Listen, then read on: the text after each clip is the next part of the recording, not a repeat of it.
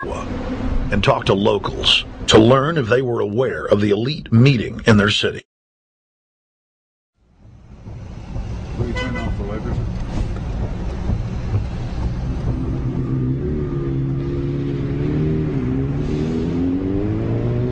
Hey guys, attention just for a second. I just need to tell you that a group just met here in Canada and they're trying to get rid of your sovereignty, merging you with the U.S. and Mexico. See, it's not funny, I'm serious. And your news isn't going to tell you about this. This is deadly serious, so I'm just letting you know and I'm telling you about it. As they say, they are the guys that run the world. They make the decisions for we, and we just carry it out. Sir, did you hear about the Bilderberg Group meeting here in town, the 120 most elite people in the world? No. Hey, did you know that the elite's meeting here in town right now? Have you heard about it? The 120 crime bosses? None of you heard of it? None of you guys have heard of the Bilderberg Group? They're meeting right now. In the city, around 10% of the people were aware of the New World Order agenda. When we traveled to Parliament, close to half of the people we randomly spoke to were informed.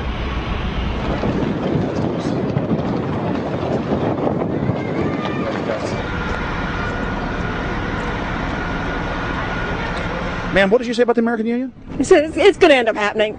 We don't want it, but it's going to happen. Why do you think? Because the Bilderberg Group runs the world. You have the Trilateral Commission that's also part of the Bilderberg, which is the United States, Europe, and Asia. But most of this is public knowledge.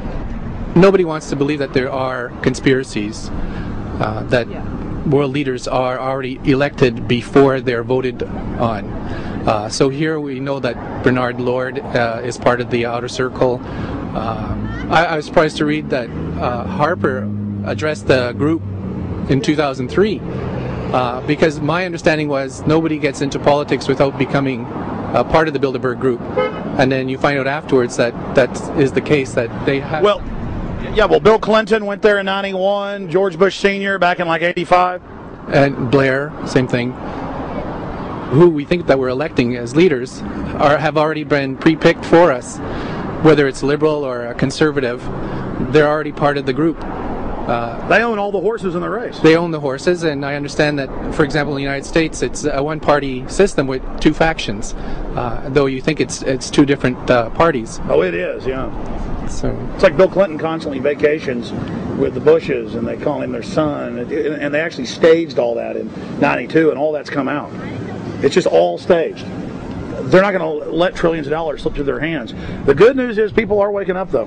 When you read human history, when you study it, all you see is elites trying to dominate, subterfuge, Machiavellian backstabbing, and somehow in the last 50 years they convinced Westerners that the government's fine, can do no wrong, trust them. How did this happen? It's easy to lead sheep. I mean, people just follow. They don't want to believe these things will happen. No way. We'll just follow along with the norm. That's all. It's just makes it easier for everyone. What's your view on losing Canada's sovereignty? I like this country to stay as it is, and I love the United States to be there.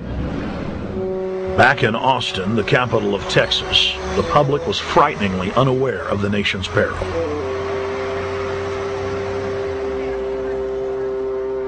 Have you heard about the North American Union?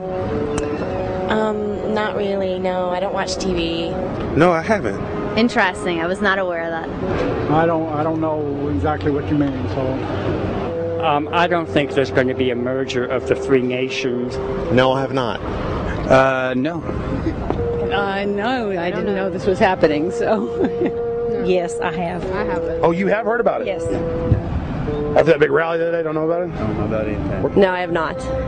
Have you heard of the European Union? I have, yes. Are you aware of the European Union? Oh, yeah, of course. Have you heard about the European Union? Heard about them. Do you know about the European Union? No. Europe, 15-member group expanding. A what? 15 nations of Europe merging in 2000. Whatever. For over 50 years, the Bilderberg Group constructed the European Union by stealth under the guise of trade deals. Now the elite are using the same secretive program to complete the North American Union. But this time, superstate integration is on the extreme fast track. International agreements like NAFTA, GATT, and APEC were just stepping stones in the formation of the NAU. The North American Union was officially born at Baylor University in Waco, Texas, on March 23, 2005. The leaders of the United States, Mexico, and Canada told the press that they were only meeting to discuss trade. It soon leaked that a secret meeting had been held during the Security and Prosperity Trilateral Summit. The three governments had refused to release the secret agreement to the people. In September of 2006, their treasonous operation was blown wide open. From September 12th to September 14th, in Banff, Canada, hundreds of elected and appointed government leaders from Canada, Mexico, and the United States met in secret. On the last day of the conference, someone inside the secret North American Union Forum leaked the agenda. The front pages of newspapers across Canada carried the story.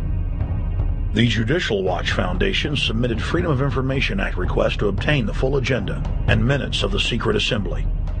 Many federal agencies refused, citing national security.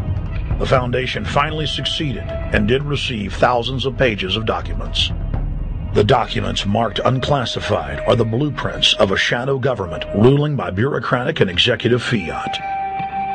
The pages chronicle an already operating North American Union. Transportation, law enforcement, agriculture, regulation, banking, manufacturing, construction, education, immigration, and even the military are being merged with no input from the people or their elected representatives in Congress and Parliament.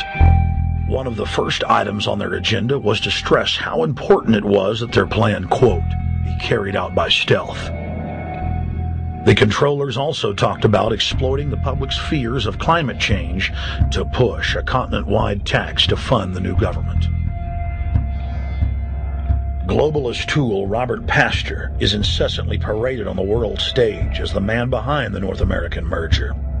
When he testified before Congress, he pushed the idea of a continental security perimeter that erases national boundaries and merges the security apparatus.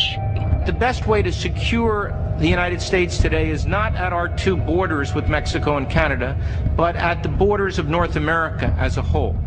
In fact, the North American Command, based in Colorado Springs, Colorado, was clearly running the meeting in Canada. For the past decade, the Pentagon has been training with Mexican and Canadian forces and has openly discussed using them inside the United States for disasters and to quell domestic unrest.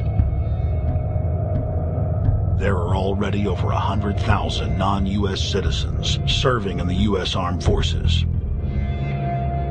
The Pentagon is now expanding its recruiting centers in Mexico, the Philippines, and Eastern Europe.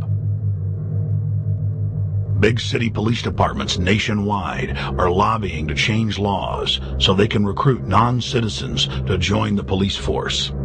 What we are witnessing is a Red Dawn scenario in slow motion. Tyrants throughout history have brought in foreigners to oppress their domestic populations.